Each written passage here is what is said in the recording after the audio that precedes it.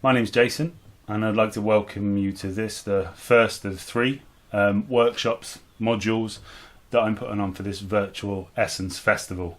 Now, in the old world, when this was going to be part of the live Essence Festival, the plan was to do three workshops. The first one on script writing, the second then on preparing a script for performance, and then the third being on that performance itself. Now, it's slightly trickier to do that, obviously, in this virtual world that we find ourselves. So what I'm going to do instead is still try and follow that similar format, but I'll use as a case study a piece that I've already done, and I'll show this piece at the end of this video. But we're going to focus on this first part on writing. Now, the piece that we're going to be focusing on is called Perspectives, and it's something I wrote for Easter. And the idea came from, obviously, the Easter story. You've got Good Friday, Jesus is crucified, buried in a tomb. Sunday, he's resurrected. And I liked the idea of thinking about what would a couple of different contrasting takes on those events look like. So if you look at Mary, the mother of Jesus, how she feels on Friday will be distinctly different from how she feels on Sunday. And to contrast that, if you think about the devil, how would he feel on Friday and how would he feel on Sunday? And you've got very polar opposites at both ends of those days, and I like that as an idea. So that was the idea. How did I then go about doing something with it? I mean, I'll be honest with you, there's nothing, for me anyway, scarier than a blank page. You've got an idea in your head, it's a great idea. What do you then do with it? The first major hurdle for me is always about just getting that idea down on a page. I always say there's nothing scarier than a blank page, because once you've got words on that page, once you've got your idea down, you can do something with it. You can manipulate it, you can change it, you can play with it, you can edit it. But when it's just a blank page, it doesn't exist yet. You can't do anything with it. So the first thing and the first piece of advice I would give to anybody looking just to do any writing of anything is just dump it on that page. And I dug it out for this session. This was the first scribbled writings of the Perspectives piece. And it was literally just dumping it on a page, fleshing it out as an idea, thinking about some ideas, where I want it to go, what I want it to look like, what shape I want it to take, and have then been able to manage it. And I'll be honest, the first draft of something, I always scribble, I always write on paper. Don't know why, old school of me, I guess. But I like the process of getting it down onto just a scribbled, handwritten piece of paper. And then when I'm ready to do more with it, I'll transfer it, I'll type it up onto my laptop.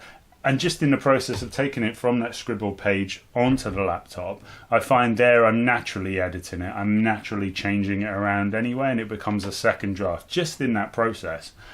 And then you go on to polish it, change it up. Now that's what works for me. You do you. You'll find a way that works best for you. What I also knew straight off with this piece is I knew I wanted it to be spoken word. It was meant to be performed. I wanted to play with the emotions on the page, work out where it was going in a written format, but it was kind of always to be performed. And actually the first performance of this we did on a church Zoom call for Easter, which is interesting. I've never done that kind of format before. That had its own challenges, but we'll talk more about that in the second module. But I knew it was always meant to be performed. And I had that in the back of my mind as I was writing it. And it's a good idea. And I mean, why write? Why do people write? Why do you write? Why do you want to write? Why are you watching this video? I guess that's part of what you need to figure out. Not because you have to have a good reason to write. I believe we're all gifted with the ability to write, even if that writing is only ever just for you and it's only ever going to stay in your drawer. Everybody has the ability to write. If you think of children, if you think back to being a childhood, we wrote all the time. We just did it in our head. You know, that imaginative play, the stories that you created with your toys, that's all writing. The only thing is you're just not writing it down. You're still creating a story. all writing doesn't need to be a story. Journaling is an incredibly useful thing to do. Keeping a diary is a great way to order your thoughts, to manage kind of your emotions. There's huge benefits to writing. I've taken in my past situations that I'm finding difficult in my life, and I've fictionalized them, and in that process in itself helps me to work through them. There's always a good reason to have a go at writing, and even if you don't have a good reason, just write anyway, because it's fun. The whole creative process is such a fun thing, and I believe that's in all of us. And I won't go too far down that road, because I tend to wax lyrical on believing that we're all creative and we're all meant to create. That's a topic for another time, but definitely have a go. But it is useful to know why you're writing something, if there's going to be something at the end of it. So if you're writing something that you want to put online, or you want to send off to a local newspaper, or that you're looking to get published, or you want to perform, it's useful just to have that, because sometimes your approach so my approach to this as a spoken word will be very different. And if I could take this same idea and I could not novelize it, because it's probably not long enough, but I could certainly turn it into a story. And how I write that story will be different from how I got this spoken word out. So it's just useful. And I guess if you're writing something that's proper, story writing, you get to spend more time with it. You can play with it a bit more. There's more you can do with it. You can climb inside a character's head. You can describe events much more than if you're writing, say, a screenplay, something you're going to turn into a video or something that's for performance. With those kind of things, and with this, all I'm really writing is the lines, the dialogue that I want the characters to say. Similarly, if you're writing something for film, predominantly you'll be writing dialogue, rather than, say, if you're writing a story, you can describe the environment, the events, you can climb inside people's heads, you can jump around through the time of things. So yeah, just have a think about kind of where you want it to go, if somewhere. If you're just writing it for the sake of writing it, go for it. Now, all of that said, don't get too hung up with rules. There are many online websites that will give you rules for writing poetry and rules for doing this, and spoken word has to be that. I'll be honest with you, I pay very little attention to them, because I don't believe the creative process naturally has boundaries and walls. Just go play and see where your idea takes you. Okay, so that said, when I was writing the perspectives piece, I know I've got Mary and I know I've got the devil, and I know that at the heart of the piece is their contrasting feelings about events that have taken place. And I thought what was really interesting as well is trying to tie the two pieces, the two events of each days together. So by that I mean there's lines that I'll write in Mary's Friday piece that I'll then mention again in the Sunday piece, but from an opposite angle. So I think when she talks about his hands on Friday, she's thinking about Jesus's hands when he was a little boy, and she held his hands. It's a very mother and son moment. And she's thinking that again on the Sunday, but from a different perspective. And I think that's quite an interesting little tie-in, little something to put in there that just keeps the character. I'm trying to keep the characters steady between Friday and Sunday. And it's a really important thing, characterization. I think whenever you write, certainly fiction, when you're writing a character, it's really key to understand your character. People like strong characters. They like characters they can understand, they can connect with in some way. And most often that's just about having strong characterization. So how do you do that? For me, I tend to spend a lot of time thinking about, and I would advise you to do this, think about characters in your life, people you've known, who are just really memorable. They're really strong characters. And just think about, try and dissect what it is that makes them a strong character. Is it something in their personality? Is it mannerisms? Is it consistency in behaviour? and just try and bottle that up. You know, humans, we're very good at doing something, but very bad at realizing we're doing it. We store and make notes on lots and lots of things, on people, on situations, on human language, how people react in situations, what happened in a certain situation. We store all of this up, and unconsciously, I think we reference it back, but we don't do it very well consciously. And the trick, I think, as a writer, is to start doing that consciously. Store this stuff away for future reference. So what makes a strong character strong? What about a certain situation made you feel a certain way? And try and just remember that, and then use it somewhere in your writing. So characters. It's fairly easy with Mary, the mother of Jesus, and the devil, I guess, to get an idea of how they would be feeling across these events.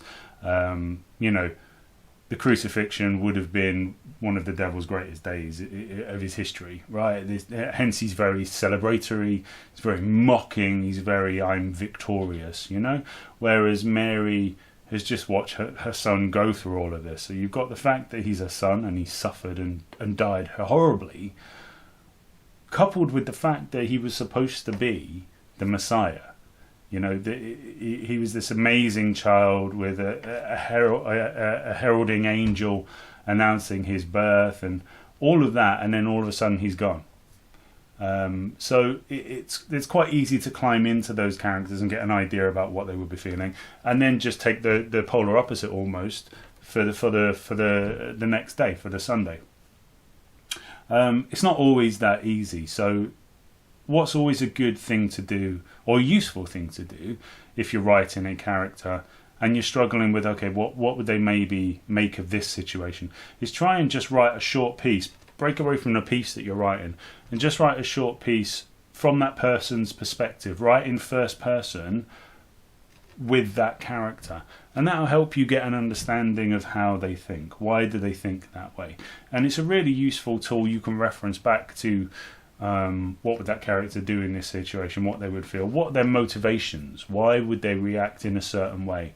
And again, just thinking about childhood, what happened in their past. And again, that's something I tried to put in for Mary in perspectives, just referencing that past. What has she gone through with Jesus that would inform how she's feeling on those days? And the same with the devil. What's his shared experience? And why does he then feel the way that he feels? It just makes it easier to then work out what they would say about a certain event. When you're writing as well, when you're writing a screenplay, when you're writing a story, or even when you're writing about an event, if you're just diarising something, something I like to do when I'm writing in that kind of style, in that kind of format, is I try to become an invisible observer in the scene. So I'm literally there, the characters can't see me, and I'm just watching it unfold, and I'm kind of describing what I'm seeing. I don't know if that's just me. I assume everybody can do that, but you might have your own way about making that scene really memorable to you, really clear to you. That's how I make it clear to me. I'm like an invisible observer. I'm watching it all unfold. I'm watching how that person reacts, what they're doing. And I'm just describing that. I'm just writing it on the page. I'm just describing what I'm seeing, as if I'm answering my reader's question of what happened. Try to imagine my reader saying, well, what happened? And I go, well, this happened, and then this happened, and that caused that to happen, and then this person did that. And you're just unfolding the story as you go. A key thing with story writing as well that I've always found, and it's really, really strange, but once you get going with a story, and don't ever wait until you've got a fully formed, fleshed out idea, by the way, because it's like you'll never get there. In my experience, you'll never get there where your idea is completely worked out from start to finish. You'll have an idea. If you're anything like me, this is how it works for me. You'll have an idea, and you'll have another idea, and then you'll have a different idea. And those ideas kind of loosely string together. They form a chain or a journey, a list of events. And that becomes your story. Now, if I wait for all of the connective pieces to be worked out and how do they get here and how, I'd never write anything. because for me, I never get to the point where all of that is worked out before I start writing. What tends to happen is I start writing and I think I know what's going to happen. I kind of broadly know where we're going with it. But actually, the story almost takes, and this is going to sound really strange, but the story almost takes on a life of its own. And so many times I've started writing something thinking I know where I'm going and how I'm going to get there, and I've kind of broadly ended up going where I thought I was going to go, but the route the story has taken to get there, the things the characters have gone through, the decisions they've made, are very different to what I thought would happen when I started off. And it's really strange. It is almost like the story, I guess it's your subconscious working through, or maybe it's the Holy Spirit, I don't know. And that's a really key event. That's a really key thing as well, that I haven't mentioned yet. Whenever you do anything creative, we have such an advantage in that we have Holy Spirit. And before you do anything creative, really, I can't emphasize this enough, just pray about it. Just get with God, spend some time in worship. We have the single greatest creator in all of history to help us out. God is the epitome of creative. Everything creative we have comes from Father God. So, partner with him in whatever you're doing, because the creativity that comes from that is amazing. So that's really important. Please do that. So yeah, don't be surprised if when you start writing, you end up going on a different route with your story, with your screenplay, with your script, than you thought you were going to. And that's okay. Nearly always it works out for the better. And things you didn't even think about that are really great for your story, they kind of work themselves out into there. It's fantastic. So don't be surprised. Just get started. Don't get disheartened as well. If you start writing a story and it's kind of not working, it's okay to put it down and come back to it. Another strange thing that always tends to happen with me, and again, I guess this is either a subconscious or Holy Spirit, one or the other, but I can leave a story and not be consciously thinking about it. I can sleep on it, and it'll have worked itself out by the morning. It's like the ghostwriter in my head is working through stuff while I sleep or while I'm focusing on other things. It's okay to put it down. Okay to go on to a different story and come back to things. Some creativity, some stories are really hard work. I mean, most writing is really hard work, at least initially. Like I said, for me, the first draft, it's often very, very tricky. But from there, it becomes refined, and I find it flows and flows. And once you hit that flow, it's one of the greatest feelings in the world, when the story is just flowing from you onto the page, and you love where it's going, and everything's ticking the boxes. It's a great feeling. But it doesn't always come easy. Just stick with it. Come back to it. It will find a way. The story will find a way. What you want to say will find a way to come out. As long as you stick, as long as you keep coming back to it, as long as you keep chipping away at it, you will definitely find a way. Don't entrap yourself either. I realise I mentioned earlier about knowing what it's for. Don't necessarily tie yourself into that. So I said with the perspectives piece, it was always going to be about spoken word performance. If I'd have got halfway through that and I'd have thought to myself, actually, do you know what? I feel this is going to work far better as a written story, I would have just changed it to a written story. Now, if you're lucky enough to be working on a commission or you're writing for something, you might not have that opportunity. But if you're just working on something for yourself, don't get tied into it being what you think it has to be at the beginning. Don't be afraid to experiment. And it doesn't have to be one single thing either. Like I said, the first time I wrote this, it was performed on a Zoom call. And then, we've refined it a little bit, changed it up, and made it into a recorded video piece that I'll show at the end of this module. And it doesn't have to be one thing. I could still take this and turn it into a story. I could still take this and turn it more into a traditional poem. You're not tied in. You're not tied into any particular format. And something doesn't have to be just one thing. You can play around with it. And you might find you thought it was going to be something, but you've played around with it as a story, or you've changed it and tried it as a spoken word, and actually it works loads better. And that's okay. these are great little surprises that you find in doing that. So never be afraid to experiment, to try stuff out. Just remember, the only people that are ever going to read your writing, are ever going to see your writing, are the people that you want to allow to see it. And like I said, if what you write is only between you and God, that's absolutely fine. God will be thrilled and overjoyed to read, to be part of whatever it is you've made. You know, he really will. I always talk about God's fridge moments where, you know, my little girl, she'll bring me a picture, and sometimes I might not even know what it is, and it's the most colourful, sparkly, unicorn-shaped rainbow thing I've ever seen in my life. And I love it, and I adore it, and it will go on my fridge. And that's how God feels about whatever we create, with him, for him. He wants those moments of his child just bringing him something that they've made, and he'll put it up on his fridge, and I'll go, look at that, it's magnificent. That's how he feels about your work. So if what you write is only ever for you and God, brilliant. Doesn't have to be anything more than that. You don't ever have to share, perform, show what you've written to anybody. It can be just for you, and that's absolutely fine. That said, if you want to have a go at spoken word, poetry, script writing, have at it. You know, because there are groups of people out there. Essence, the Essence group is a great one of them, where you will have friendly ears who will encourage you and will listen to what you've done without judging you. If you want it, you'll always get constructive feedback, and that's great, as long as it's constructive feedback. But if you just want somebody to listen, there are people out there that will do that, will listen and not give you any feedback unless you ask for it. I have a good friend, and if you saw the taster session of Essence back in July, I mentioned him, Gordon. Gordon came to a group that we run and said, I'm not at all creative. And has since then banged out so much poetry. He's tried acting, he's written scripts, he's just been unstoppable.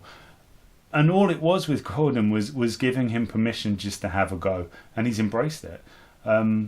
So, you know, if you need someone to give you permission to have a go, play around.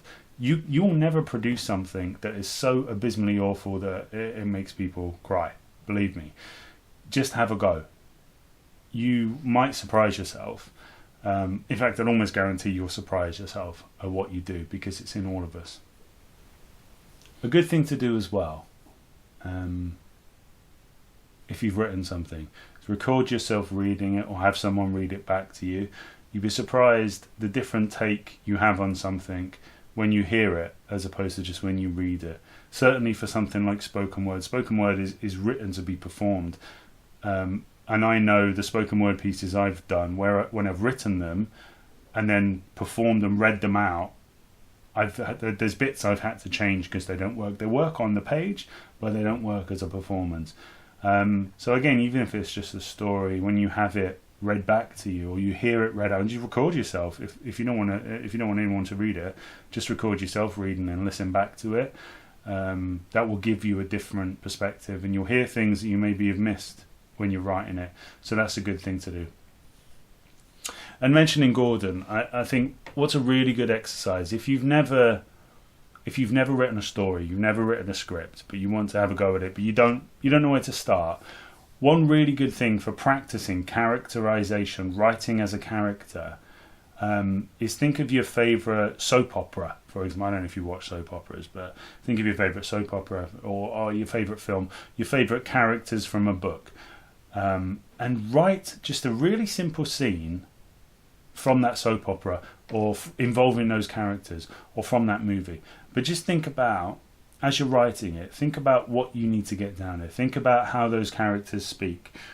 One thing that people get trapped in, because we're taught it at school, is how to write correctly, grammatically correctly, pronunciation correctly, all of that. But people don't speak like that. That's not, if you're writing a character, most people do not speak in the way that we write in traditional English. You know, so it really helps to just write from characters that you already know. You already know characters because they're part of your soap opera, they're part of your film. You already know those characters, so try writing it just a really simple scene as them.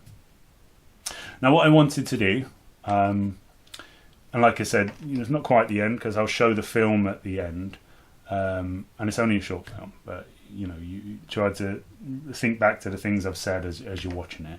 But what I wanted to do is just kind of, because it was meant to be a workshop, give you a couple of things to try out if you want to. So I've mentioned one of them there. Think about writing a scene from your favourite soap opera to try and get a handle on how people speak. Another idea I had was take the happiest event of your life, right, and try and become that invisible observer. Try and go into that event and write it down as if you were observing it, as if you were observing it, and just write about what you see, how that person's feeling, how you're feeling. I assume you'll be in the scene, or if you don't want to do, one of your memories, think about some kind of public event, a royal wedding, something like that. And again, try and enter into that moment, and just write it as if you were writing a story about it, as if it was a scene from a story you're writing. Just to have a go at kind of descriptive writing. And don't get hung up on writing masses and masses and masses. We don't necessarily need to know that the tablecloth in the cafe was made of melamine and it was slightly stained with ketchup. If you want to go to that level of detail, great. It can add depth, but equally, it's not necessarily telling a good story. And ultimately, I guess if you're writing a story, that's one thing I would say. The story wins out. You do not have to be the world's greatest writer to tell an amazing story. The story will always carry itself. Your job is just to tell it in your way. I hope there's something there that's spoken to you. If not, I hope the video I'm about to share makes up for it, and hopefully I'll see you in workshop 2.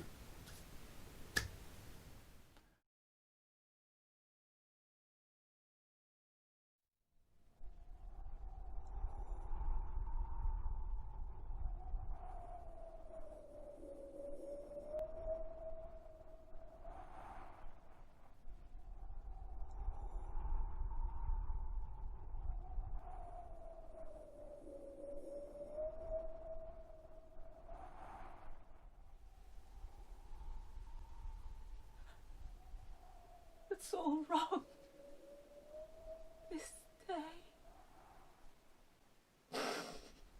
This day should not have happened. Cannot have happened. He's dead.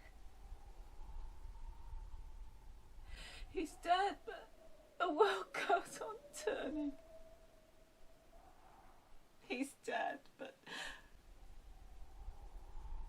I still breathe. He's dead. He's dead. He's dead. My baby.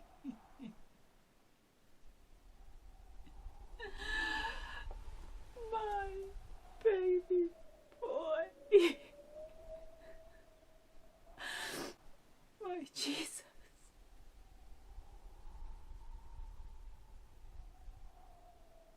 From a miraculous birth to a meaningless death. How could this be so?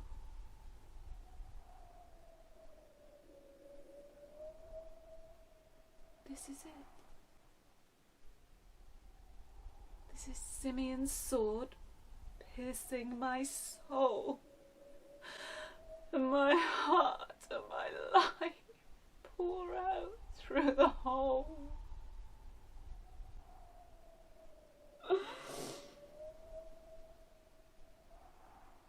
You were meant for much more, so much more than this. You were God's begotten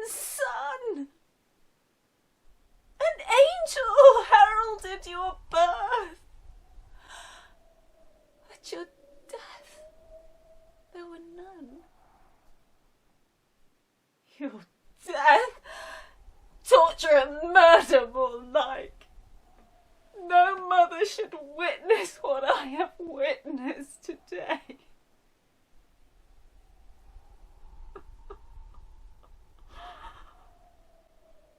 They spat, they kicked, and they shouted their scorns, and they mocked you and beat you and crowned you with thorns.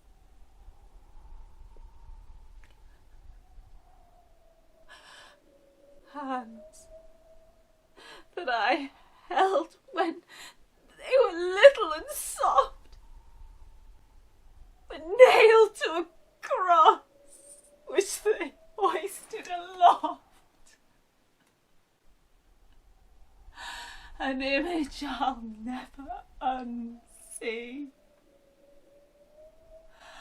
A pain. A pain that will never leave me.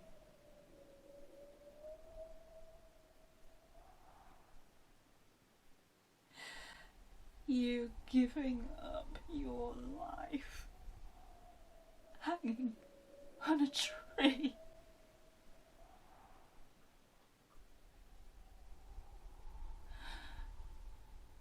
A death for murderers and those guilty of thievery.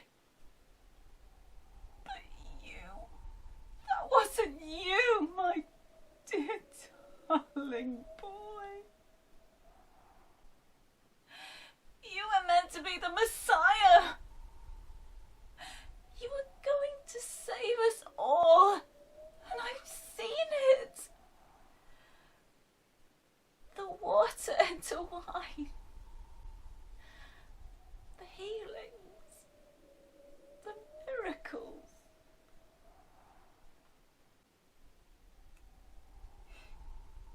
You weren't meant to die. You were meant to be king. I thought you were the promise. Seems I don't know a thing.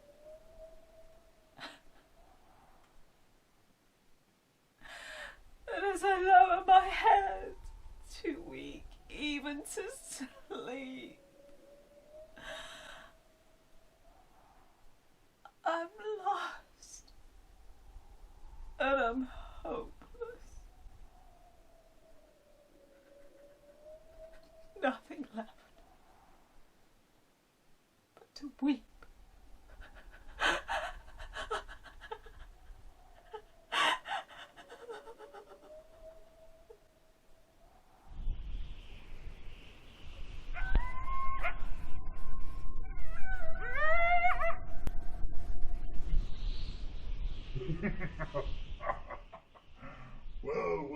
Well. What do you know? Mr. Son of Man, Mr. Light of the World, Mr. It is Written. You remember that? Do you? It is written. I offered you the world, a kingdom like no other, if you would just worship me. If you would just fall down, bow down. But you turned me down. You cast me down! But who's down now? And to think, we actually feared you. You who went around casting us out. You who preached hope. You who healed and raised. But I should be praised. Look at me. Morning star. I've come so far. No longer the serpent wooing the woman with whispered words of seduction. This is my world. Or did you forget that I had been given dominion? The mistake that you made, if you care for my opinion, is coming to battle here, on my turf. You see, manipulating these insects is an art I perfected, and it was just too easy to ensure you'd be rejected. You're not the one they expected. Or did you think that you'd be somehow protected? That you'd be the king that they selected? Elected? That you'd be the man? Was that your plan? Did you even have a plan?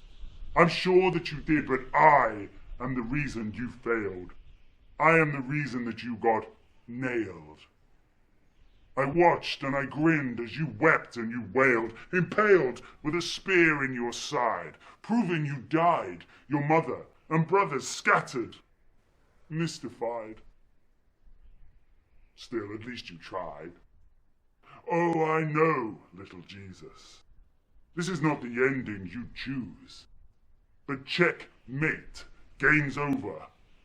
I win, and you lose.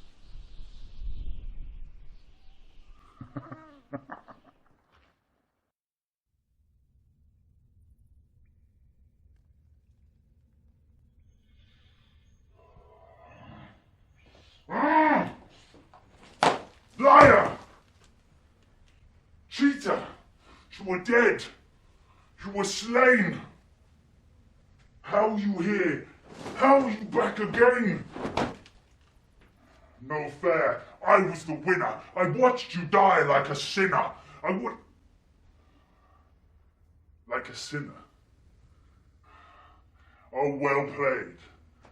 No sin means no death. One is the wage of the other. So when you died on that cross, you took the place of another. Or in this case, others. Your sisters and brothers. I should have known you were bluffing. I should have known you would never suffer for nothing. The clues were all there. I should have seen it coming. All those blood sacrifices. The atonement ram. You're the Passover lamb.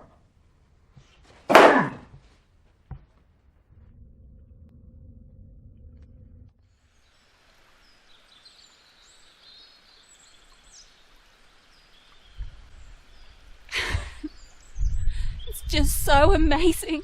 This day, this is the greatest day there has ever been. And you are the most beautiful thing I have ever seen. I should tell you off for scaring your mother so. But given the circumstances, I think I can let it go. Let it go. I want to shout it, sing it, dance, full of joy. I'm gonna tell the whole world about you, precious boy.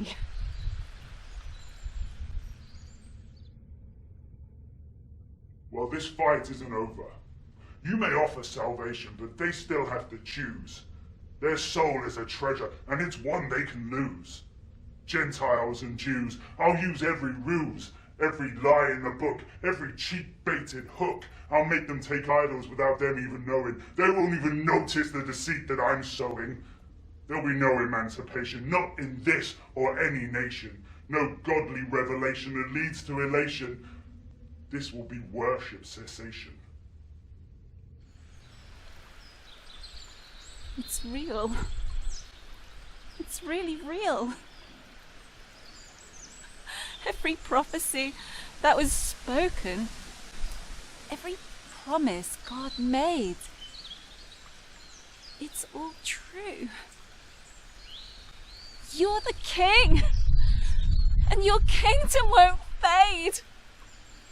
My boy, my Jesus, Messiah, Emmanuel, you are. My joy is overflowing. I'm shining just like your birth star. An amazing birth. An amazing return. Your plan was courageous. I can't stop smiling. But I think it might be contagious.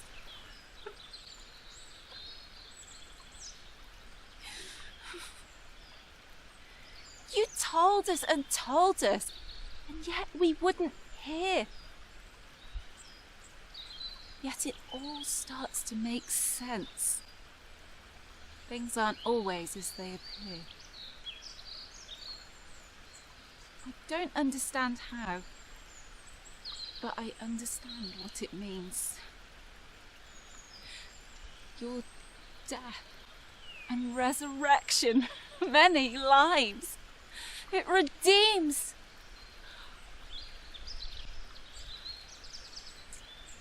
You are your Father's Son.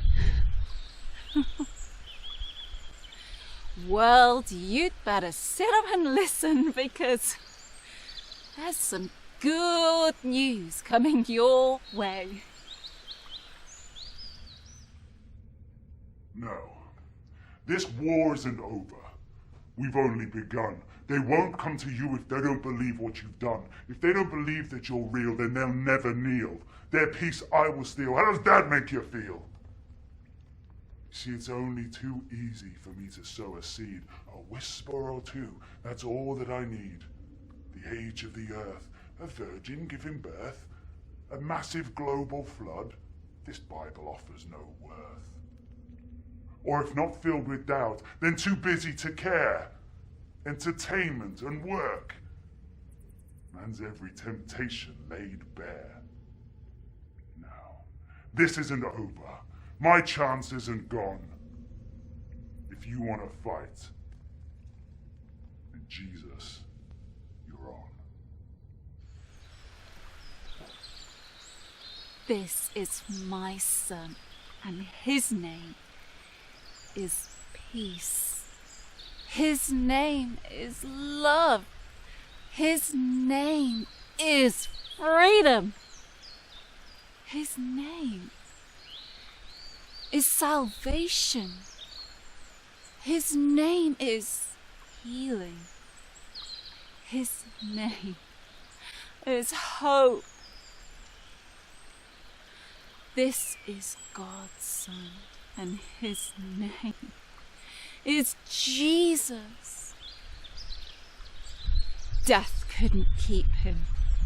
He stands in victory today. My darling boy Jesus has shown he's the way.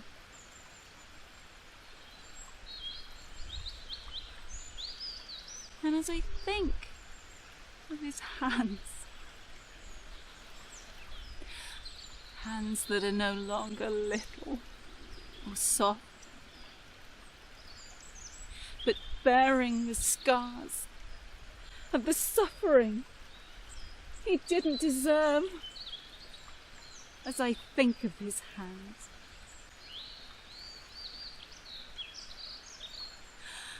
I realise that my family is about to get a whole lot bigger.